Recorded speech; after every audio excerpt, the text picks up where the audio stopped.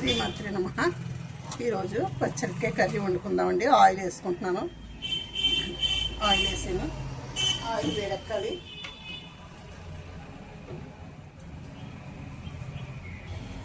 Oil వేడెక్కింది. ఇది చూడండి, ఆనియన్స్ వేసేసాను.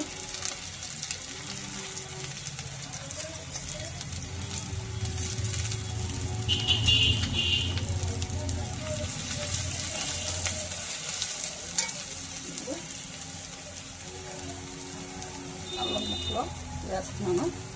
పచ్చిమిర్చి కూడా వేస్తున్నాను.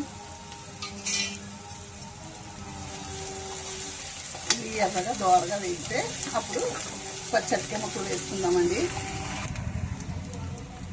చూడండి, ఇలా వేగాయి. కొంచెం వేగాయి కదా, ఇంకొక కొంచెం వేగితే సరిపోతుంది. చూడండి, ఇలా వేగాయి. ఇప్పుడు మనం జీలకర్ర ధనియాల పౌడర్ వేసుకుందామండి.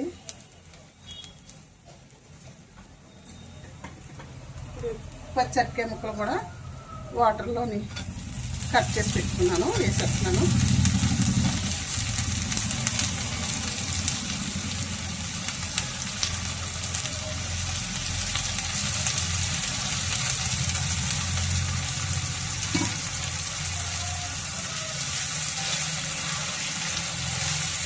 ఇది ఒక నిమిషం మగ్గిన తర్వాత మనం కారం ఉప్పు వేసుకుందామండి.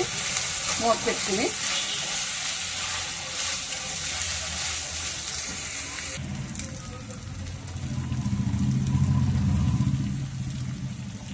పసుపు వేస్తున్నాను. పసుపు కాస్త ఎక్కువ వేస్తున్నాను. చూడండి, కారం కూడా వేస్తాను.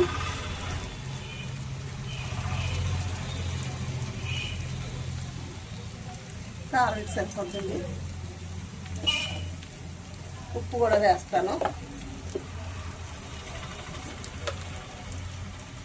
ఉప్పు చూసుకుని వేసుకోవాలి కదా, వేసానండి. ఉప్పు ఇది కలుపుకొని ఒక 2 నిమిషాలు మనం మూత పెట్టుకుని అప్పుడు వాటర్ వేసుకుందామండి. కొత్తిమీర కూడా కొంచెం వేస్తున్నానండి.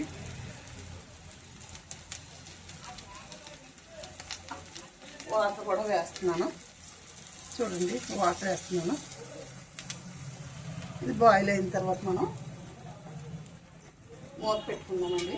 1 నిమిషం బాయిల్ అయిన తర్వాత అప్పుడు కలుపుకుందామండి. ఒకసారి కలుపుకుందామండి.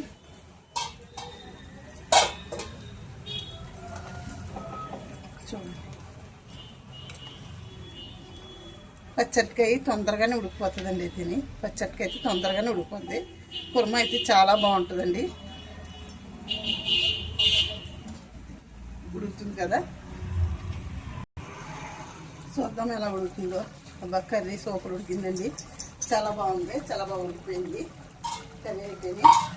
ఇప్పుడు మనం కట్టేసుకుందాము. కట్టేసుకుని కాసేపు ఉంచుతానండి. ఇలాగా ఏంటంటే పేనం వేడిగా ఉంటుంది కదా, ఆ వేడికి ఇంకా బాయిల్ అవుద్ది అనేసి ఈ గ్రేవీ ఉండగానే కట్టేసుకుంటే మనకి బాగుంటుందండి.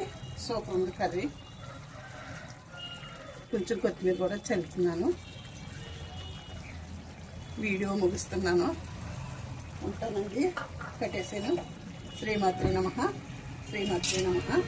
శ్రీమాత్రే నమః. ఉంటానండి. పచ్చడికాయ కుర్మ ఇలా చేసుకోండి. ఎలా ఉంటుందో సూపర్ ఉంటుందండి. ఉంటాను.